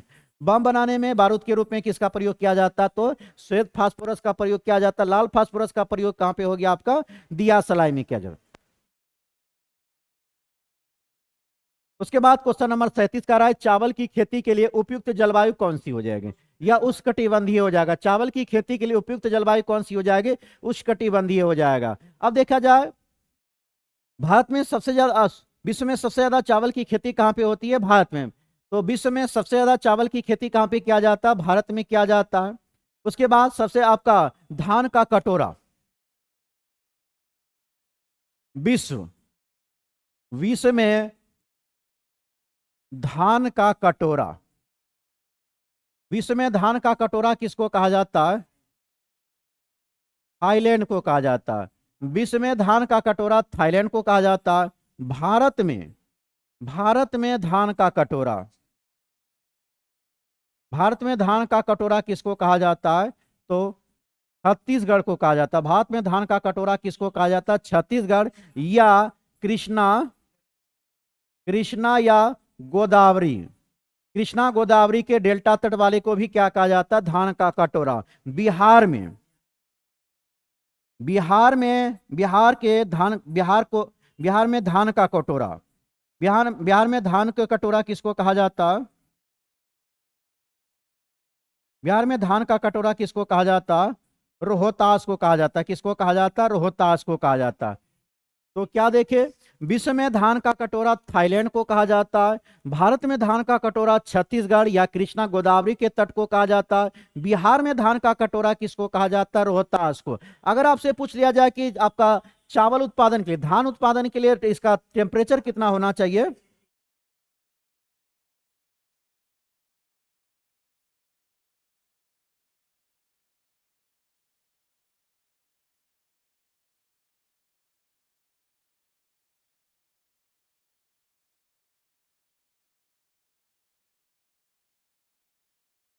तो विश्व में धान का कटोरा किसको कहा जाता है, थाईलैंड में। भारत में धान का कटोरा छत्तीसगढ़ को या कृष्णा गोदावरी को कहा जाता है। बिहार में धान का कटोरा किसको कहा जाता है, रोहतास को। अगर धान के टेम्परेचर की बात किया जाए, धान कितना डिग्री सेल्सियस पे होता है आपका तापमान पर, तो 20 से 30 डिग्री तापमान होना चाहिए इसका, 20 से 30 डिग्री सेल्सियस होना चाहिए। और वर्षा कितना होना चाहिए, तो 100 से 150 सेंटीमीटर के बीच होना चाहिए। तो बारिश कितना होना चाहिए, 100 से 150 सेंटीमीटर के बीच। चलेंगे नेक्स्ट क्वेश्चन, क्वेश्चन नंबर 38 पे। 38 नंबर क्वेश्चन क्या है, निम्नलिखित में से सबसे पहले एंटीबायोटिक दवा कौन सी है, तो सल्फा ड्रग था। कौन सा था, सल्फा ड्रग। निम्नलिखित में से सबसे पहले आपका एंटीबायोटिक दवा कौन सी थी, तो आपका सल्फा ड्रग्स था। इसका निर्माण कब किया गया था, तो 1935 में। इसका निर्माण कब किया गया था, 1935 में। तो निम्नलिखित में से सबसे पहला एंटीबायोटिक दवा कौन सी थी, सल्फा ड्रग। कब निर्माण किया गया था, 1935 में किया था। क्वेश्चन नंबर 39, निम्नलिखित में से कौन सा सबसे अधिक प्रत्यास्था लचीला होती है, तो कौन होता है आपका, स्टील होता है। सबसे ज्यादा आपका लचीला कौन होता है, तो स्टील होता है।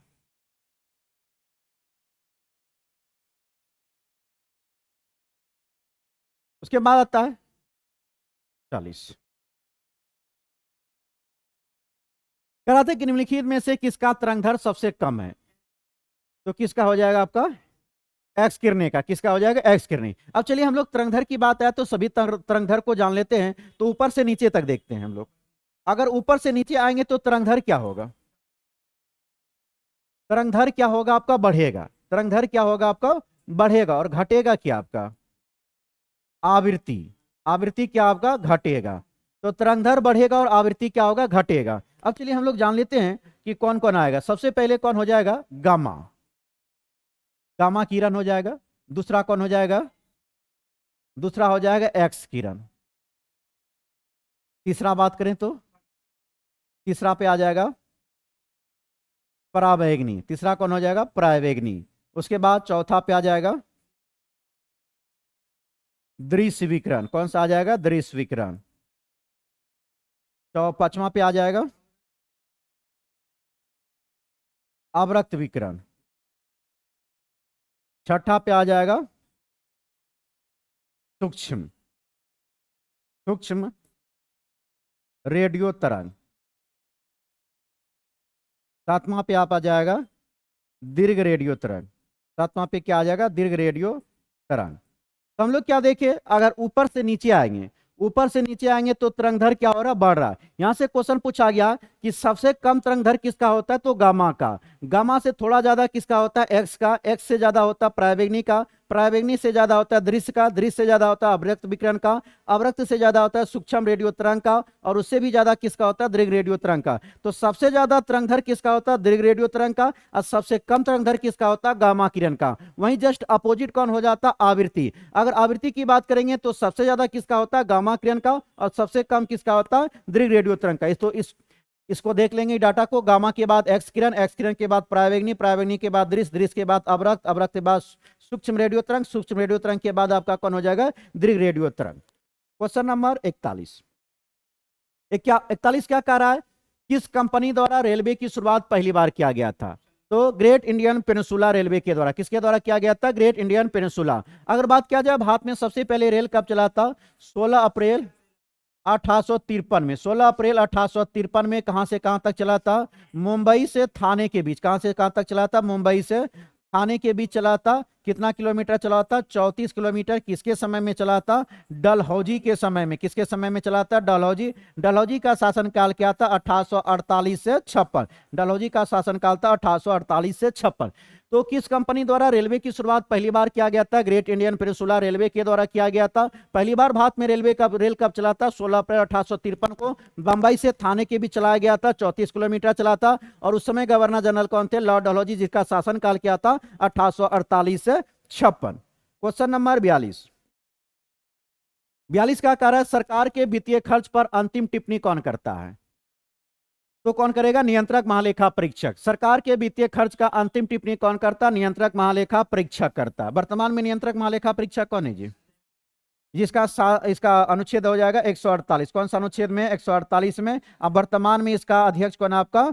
संजय मूर्ति। कौन है? संजय मूर्ति है। क्या नंबर का है ये?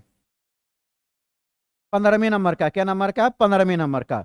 तो संजय मूर्ति आपका नियंत्रक महालेखा परीक्षक वर्तमान में कौन है? संजय मूर्ति। क्या नंबर का? 15वें नंबर का। नियंत्रक महालेखा परीक्षक का उल्लेख कौन सा अनुच्छेद में? 148 में। संसद की बात किया जाए, संसद का उल्लेख कौन सा अनुच्छेद में? आपका 79 में। 79 में। राष्ट्रपति का उल्लेख कौन सा अनुच्छेद में? अनुच्छेद 52 में है। और लोकसभा का अध्यक्ष कौन सा उल्लेख में? आपका 93 में। कौन सा अनुच्छेद में है? अनुच्छेद 93 में है। कह रहा है कि संविधान की कौन सी विशेषता वास्तविक रूप से आपका संघात्मक नहीं है? इसमें कौन हो जाएगा आपका? एकीकृत न्यायपालिका हो जाएगा। तो संविधान की कौन सी विशेषता वास्तविक रूप से आपका संघात्मक नहीं है? तो एकीकृत न्यायपालिका। अगर संघात्मक की बात किया जाए तो संसदीय संसदीय प्रणाली ब्रिटेन से लिया गया। और संघात्मक प्रणाली कहां से लिया गया था? कनाडा। संघात्मक प्रणाली कहां से लिया गया था? कनाडा। तो संघात्मक प्रणाली कनाडा से लिया गया था। और संसदीय प्रणाली पूछा जाए कहां से लिया गया था? ब्रिटेन से। संसदीय प्रणाली कहां से लिया गया था? ब्रिटेन से लिया गया था। वहीं पे आपको दिया है ऑप्शन नंबर सी में न्यायिक पूर्णावलोकन। न्याय पूर्णावलोकन कहां से लिया गया था? यह अमेरिका से लिया गया। न्याय पूर्णावलोकन कहां से लिया गया? अमेरिका से लिया गया। इसका उल्लेख कौन सा अनुच्छेद में है आपका? अनुच्छेद 137 में। किसमें वर्णन है? अनुच्छेद 137 में। तो न्यायिक पूर्णावलोकन अमेरिका से लिया गया, जिसका उल्लेख कौन सा अनुच्छेद में किया गया? अनुच्छेद 137 में किया गया। अगर एकल नागरिकता की बात करेंगे तो एकल नागरिकता कहां से लिया गया? तो आपका ब्रिटेन से। एकल नागरिकता कहां से लिया गया? ब्रिटेन से लिया गया है। तो एकल नागरिकता कहां से हो गया? ब्रिटेन से लिया गया है। चलेंगे नेक्स्ट क्वेश्चन। क्वेश्चन नंबर 44 कह रहा है कि संविधान संशोधन के तहत राष्ट्रपति को मंत्रिमंडल के राय को मानने के लिए बात किया गया था।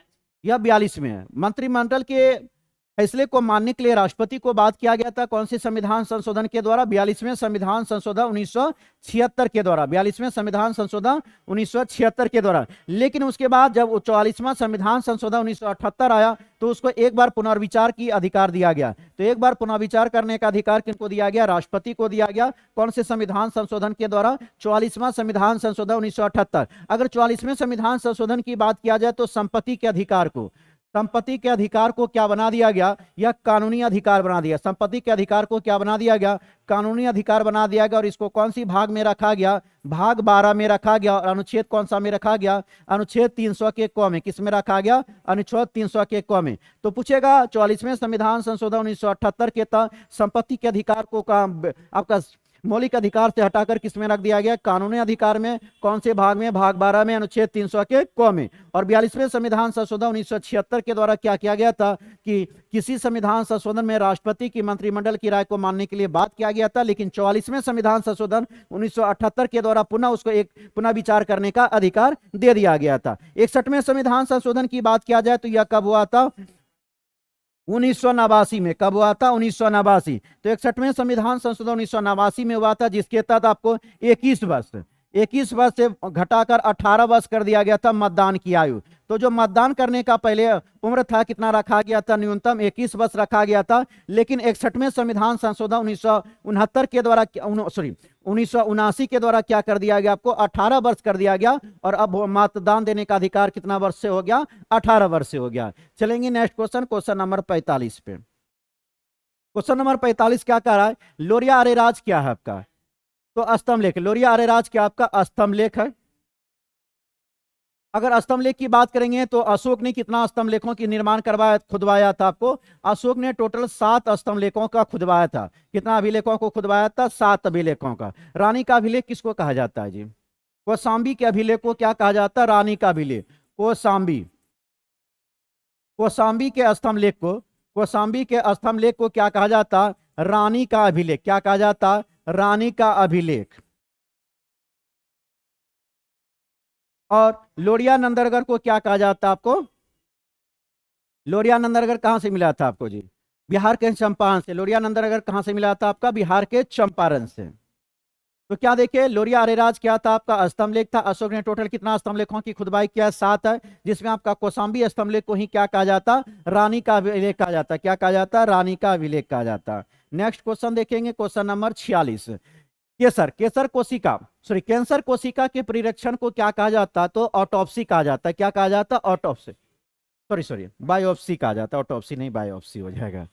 बायोप्सी क्या कहा था? बायोप्सी। कैंसर कोशिका के परीक्षण को क्या कहा जाता? बायोप्सी। बायोप्सी में क्या होता है कि बायोप्सी में कुछ उत्तक या कोशिका को लिया जाता और उसका क्या किया जाता है? जांच किया जाता डॉक्टरों के द्वारा। तो उसी को क्या कहा जाता? बायोप्सी कहा जाता। और बायोप्सी के माध्यम से क्या होता? बड़े बड़े बीमारियों को रोकथाम करने में डॉक्टर क्या होते हैं? सफल होते हैं। यह कितना प्रकार का होता है बायोप्सी? आपका 5 प्रकार का। बायोप्सी की बात करें तो यह कितना प्रकार का होता है? 5 प्रकार को। हम लोग क्लास में इसको देखे। चलेंगे नेक्स्ट क्वेश्चन।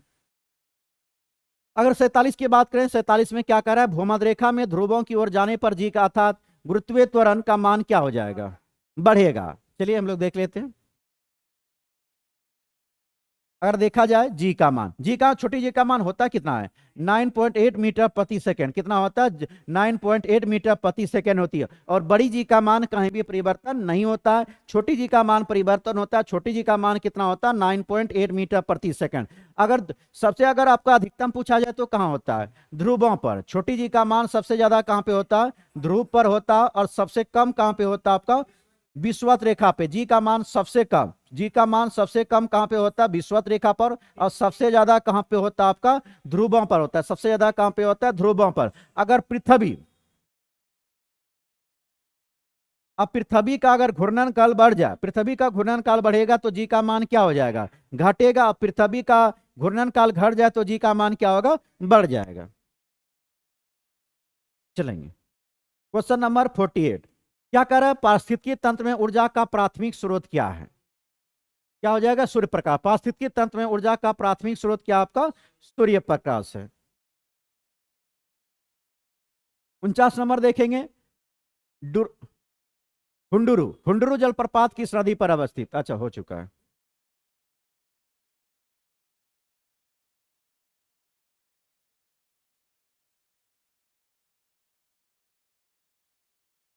49 नंबर क्या कह रहा है, भारतीय वनस्पति सर्वेक्षण कहाँ पे है?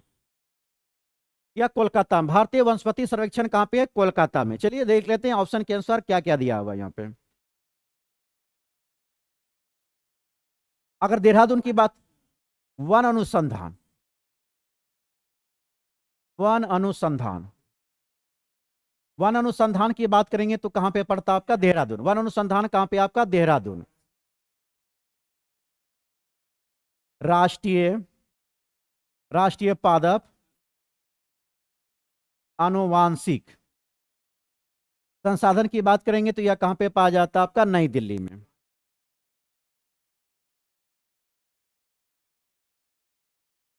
भारतीय वनस्पति सर्वेक्षण विभाग की बात करेंगे तो यह कहां पे पड़ता है? कोलकाता में। तो चलिए क्या क्या देखिए हम लोग। वन अनुसंधान, वन अनुसंधान कहाँ का है आपका? देहरादून। वन अनुसंधान कहाँ पे पड़ता है? देहरादून। भारतीय वनस्पति सर्वेक्षण कहाँ पे है? कोलकाता में। राष्ट्रीय पादप आनुवांशिक केंद्र कहाँ पे आपका? नई दिल्ली। राष्ट्रीय पादप आनुवांशिक कहाँ हो गया? नई दिल्ली। तो कोलकाता में क्या था? भारतीय वनस्पति सर्वेक्षण संस्थान था। चलेंगे क्वेश्चन नंबर 50 पे। 50 क्या कर रहा था? पोंग बांध भारत के किस राज्य में है? यह हिमाचल प्रदेश में। पोंग बांध किस राज्य में आपका? हिमाचल प्रदेश में। क्वेश्चन नंबर 51, भारत के संविधान की 8वीं सूची में कितनी भाषा सम्मिलित किया गया है? 22 भाषा। भारतीय संविधान की 8वीं सूची में कितना भाषा शामिल किया गया? 22 भाषा। मूल संविधान में कितना भाषा था? 14 भाषा। मूल संविधान में 14 भाषा था, लेकिन पहला कब हुआ था? 61वां संविधान, सॉरी 21वां संविधान संशोधन,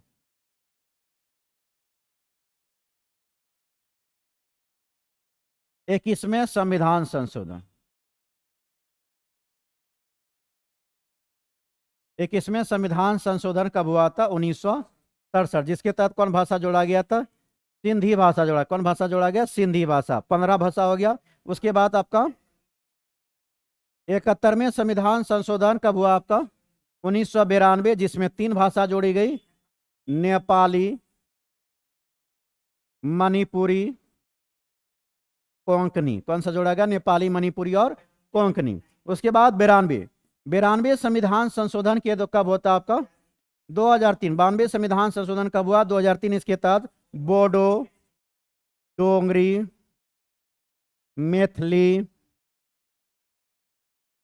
मैथिली और संथाली। हम लोग क्या देखें कि मूल संविधान में कितना आपका भाषा था? 14 भाषा। मूल संविधान में कितना भाषा था? 14 भाषा। 21वें संविधान संशोधन 1967 के द्वारा सिंधी भाषा। 71वें संविधान संशोधन 1992 के द्वारा 3 भाषा, नेपाली, मणिपुरी और कोंकणी को जोड़ा गया। 92 संविधान संशोधन 2003 के द्वारा 4 भाषा को जोड़ा गया, बोडो, डोंगरी, मैथिली और संताली। टोटल भाषा की संख्या आपका कितना हो गया? 22 हो गया। क्वेश्चन नंबर 52 देखेंगे, भारत में सबसे बड़ा चाय उत्पादक राज्य कौन सा? आपका असम है। भारत में सबसे बड़ा चाय उत्पादक राज्य कौन सा है? असम है। अगर कर्नाटक की बात करें, ऑप्शन 4 में क्या दिया है? कर्नाटक। कर्नाटक किस लिए जाना जाता? सुपारी।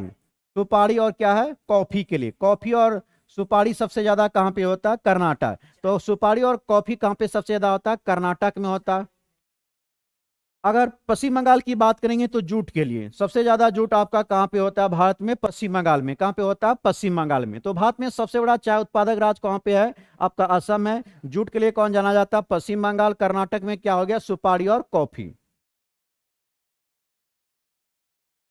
निम्नलिखित में से किस आंदोलन की शुरुआत नमक कानून के तोड़ने से हुआ था? अगर नमक कानून की बात किया जाए तो नमक कानून कब आपका शुरू हुआ था? 12 मार्च 1930 को। कब शुरू हुआ था?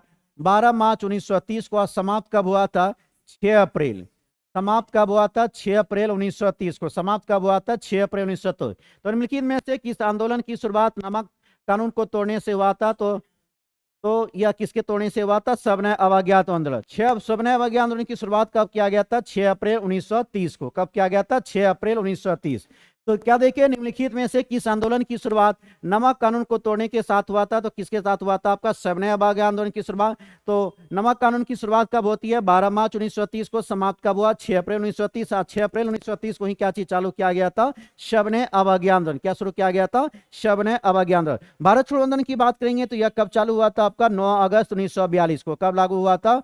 9 अगस्त 1942। तो भारत छोड़ो आंदोलन कब होता है? 9 अगस्त 1942। असहयोग आंदोलन की बात करेंगे तो यह कब से कब तक चला था? 1920 से 22। असहयोग आंदोलन कब से कब तक चला था? 1920 से 22। चंपारण सत्याग्रह की बात करेंगे तो यह कब हुआ था? 1917 में। चंपारण सत्याग्रह कब हुआ था? 1917। तो भारत छोड़ो आंदोलन 9 अगस्त 1942 को। चंपारण सत्याग्रह कब हुआ? 1917 में। असहयोग आंदोलन 1920 से कब होता है? 22 में। असहयोग आंदोलन को वापस लिया गया था किस घटना के बाद? तो चौरी चौरा की घटना। कौन घटना के बाद? चौरी चौरा की घटना, जो कहां पे घटा था? उत्तर प्रदेश के गोरखपुर में। कहां पे घटा था? उत्तर प्रदेश के गोरखपुर में। चलेंगे नेक्स्ट क्वेश्चन आपका 54। करा कि 100 तक सभी सम संख्या का औसत क्या होगा? 100 तक सभी सम संख्या का औसत क्या होगा? तो देखेंगे सम संख्या क्या होता है। अगर 1 से लेकर 200 100 तक देखा जाए तो सम संख्या तो 2, 4, 8, 10, यह सभी क्या हो जाएगा? आपका सम संख्या। टोटल 100 तक। तो कह रहा है कि सभी सम संख्या 100 संख्या का औसत कितना होगा? तो शुरू कहां से होगा? 2 से, क्योंकि 1 तो नहीं आएगा। 2 सम संख्या है, 4 सम संख्या है, 8 सम संख्या है, 10 क्या है? सम संख्या। अगर टोटल को देखा जाए तो क्या हो जाएगा? अगर 2 प्लस 100 कर देंगे, शुरू पर लास्ट को और बल्टा 2 कर देंगे, कितना हो जाएगा? 102 बटे 2 क्या निकलेगा आपको? 51 आएगा। कितना आएगा? 51। तो आंसर आपका कितना हो जाएगा? 51।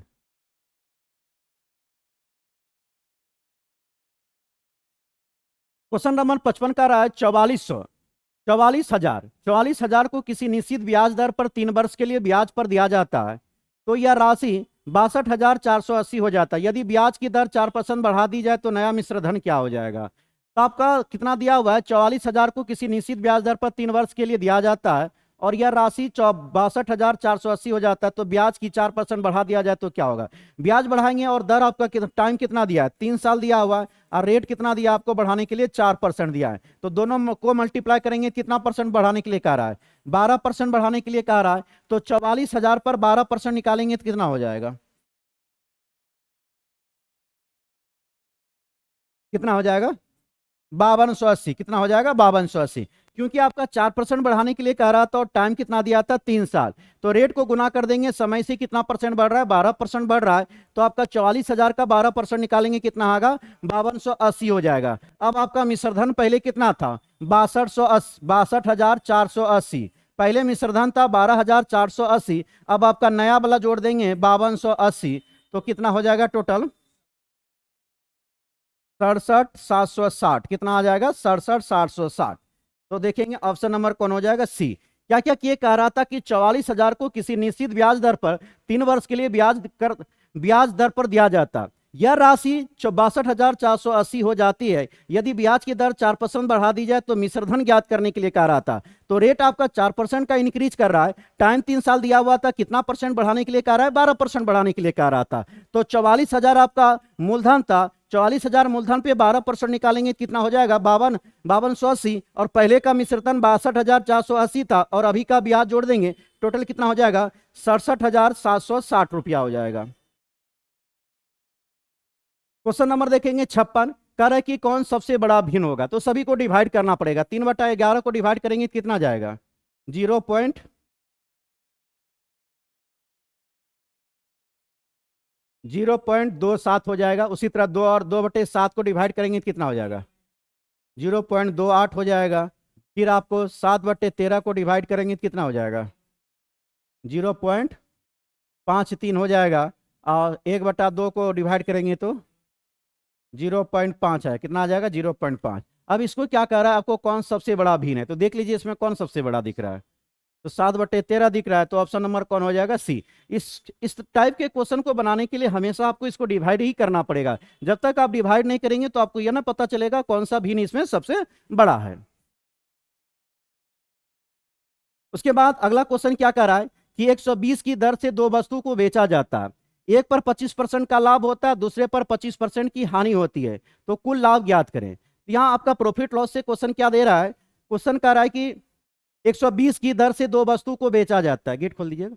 120 की दर से दो वस्तु को बेचा जाता है और एक पर 25% का लाभ होता है, दूसरे पर 25% की हानि होती है, तो कुल लाभ या हानि निकालना है।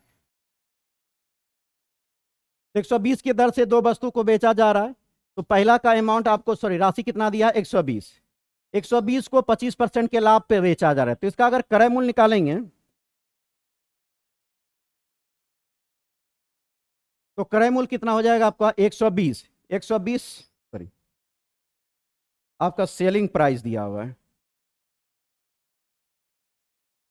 सेलिंग प्राइस कितना दिया है, 120 रुपया दिया, पहला वस्तु का भी दिया है और दूसरा का भी सेलिंग प्राइस कितना दिया है, 120 दिया है। अब क्या कर रहा है, एक वस्तु को कितना परसेंट बेनिफिट पे बेच रहा है, वो 25% लाभ पर बेच रहा है। तो यहां से हम लोग आपका सीपी अर्थात कॉस्ट प्राइस को प्राप्त कर लेंगे। तो सीपी क्या हो जाएगा आपको, 125% लाभ पर बेच रहा है, तो 25% लाभ पर बेच रहा है, तो 125% का ही मान आपको कितना दिया है, 120 दिया है, तो 100% का मान कितना आ जाएगा, तो 120 बटा 125 इंटू 100 करेंगे, कटाएंगे कितना हो जाएगा आपको, 96 आएगा। कितना आएगा, 96। उसी तरह देखेंगे दूसरा आपका जो आपका सेलिंग प्राइस दिया हुआ है वो भी कितना आपका 120 है, और उसमें कितना परसेंट हानि पर बेच रहा हुआ, 25% का हानि, तो 100 में 25% जाएगा तो कितना हो जाएगा, 75 हो जाएगा।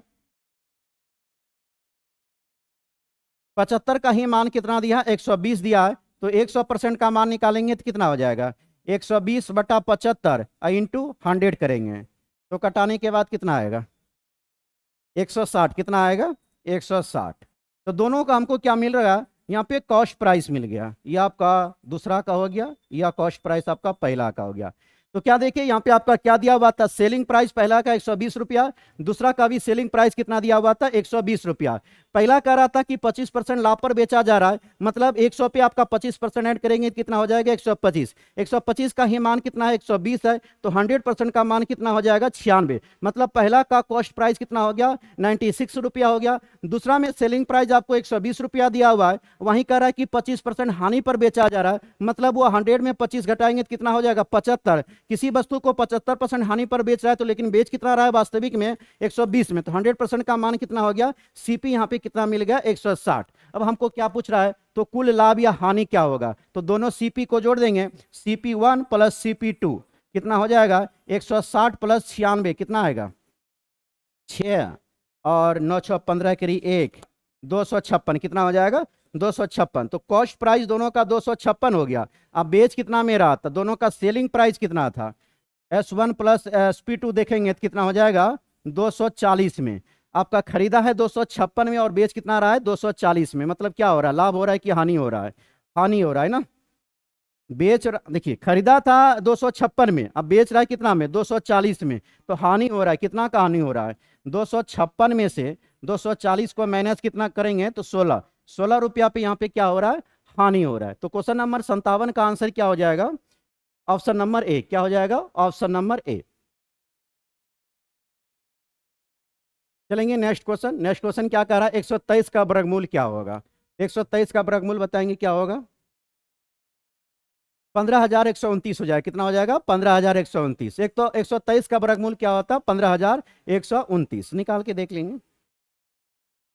उसके बाद क्या दिया है, 4,096 का आपको निकालना है। यह किसका आ जाएगा, ये 16 का क्यूब होता है। 16 का अगर निकालेंगे तो कितना हो जाएगा, 4,096 हो जाएगा। उसके बाद दिया हुआ आपका √8 इंटू √14 दिया है, तो निकाल लेते हैं हम लोग। दोनों को अगर मल्टीप्लाई करते हैं तो क्या हो जाएगा, एक रूट में आ जाएगा, एक में क्या हो जाएगा, 8 इंटू 14। इसको अगर तोड़ेंगे तो क्या बनेगा आपका, 2 इंटू 2, 2 दूना 4, 4 दूना 8। अब फिर किससे टूटेगा, 2 इंटू 7, कैन होगा 2 इंटू 7। अब इसमें कितना बाहर आएगा, ये 2 पेयर बन रहा है, इसमें 2 2 4 हो जाएगा ना, 4 रूट कितना आ जाएगा, 7 हो जाएगा। कितना आ जाएगा, 4 रूट 7 हो जाएगा। तो क्या दिया था, √8 इंटू √14 करने के लिए कह रहा था। दोनों को मल्टीप्लाई किए तो 8 इंटू 14 हो गया। 8 को आपको कितना में तोड़ दिया, आपको इसको 2 इंटू 2 इंटू 2 में कर दिया, तो 2 दूना 4 दूना 8 हो गया। और 14 को में तोड़ेंगे तो 2 इंटू 7 हो गया। मतलब कितना बनेगा, 4 √7 हो जाएगा। क्वेश्चन नंबर 61 देखेंगे। 61 क्या कह रहा है आपसे एक बल्लेबाज 58 बॉल में 150 रन बनाता है तो उसका स्ट्राइक रन रेट क्या होगा। मतलब यहाँ पे आपका परसेंटेज के मतलब से समझिए, पूछा जा रहा है कि एक बल्लेबाज 58 बॉल में कितना बना रहा है, 150 रन। मतलब बॉल कितना मारा है, 58 है, और रन कितना बनाया हुआ, 150 रन बनाया। अब उसमें उसका स्ट्राइक रेट पूछा गया है, तो इसको 100 से मल्टीप्लाई कर दीजिए, कटाइएगा कितना आ जाएगा, 170, 170.45। तो एक बल्लेबाज 58 बॉल में 150 रन बनाता है तो उसका स्ट्राइक रेट कितना हो जाएगा, 150/88 इंटू 100 करेंगे, कितना हो जाएगा, 170.45। क्वेश्चन नंबर 62 देखेंगे, क्या कह रहा है, यदि आने वाला परसों क्या है, सोमवार है, आने वाला परसों सोमवार है तो आज क्या होगा, आज कौन दिन होगा, शनिवार होगा।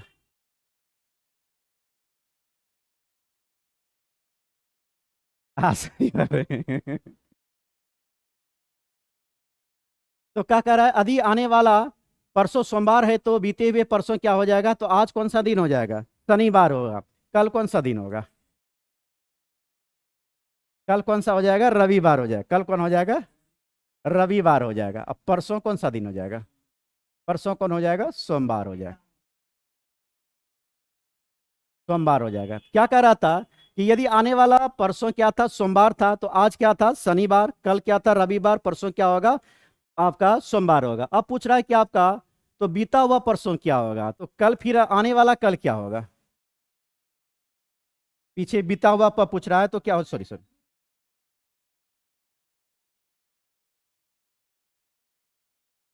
अगला क्या हो जाएगा आपका, गुरुवार हो जाएगा, यही ना होगा जी।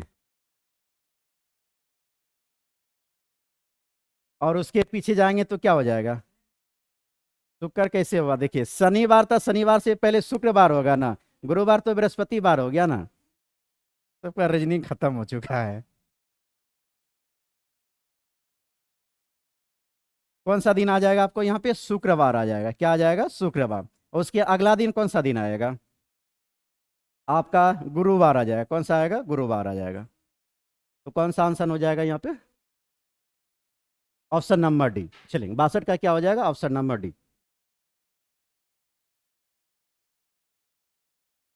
क्या कह रहा है, किसी पंक्ति में कमलेश आगे से कितना है आपका, 10वें स्थान पर है, और पीछे से कितना आपका 8वें स्थान पे है।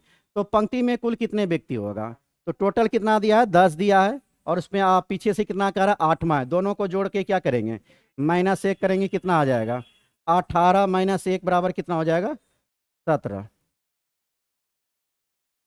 चलें, क्वेश्चन नंबर आपका 64, निम्नलिखित में से कौन सा अनुच्छेद कुछ राज्यों के संघ में अनुदान का प्रावधान करता है, कौन सा करता है, 275। अब रोक दीजिएगा तो कितना हो जाएगा, अनुच्छेद 275। कौन सा अनुच्छेद कुछ राज्यों को संघ से अनुदान का प्रावधान करता है, तो कौन था आपका, अनुच्छेद 275। चलेंगे नेक्स्ट क्वेश्चन, क्वेश्चन नंबर 65। 65 में क्या कह रहा है, सरसों अनुसंधान केंद्र कहाँ पे स्थित है आपका, बताएंगे इसका आंसर क्या हो जाएगा। ऑप्शन ए में है उत्तर प्रदेश, बी में है राजस्थान, सी में है मध्य प्रदेश, तो कौन सा हो जाएगा आपका, राजस्थान। सरसों अनुसंधान केंद्र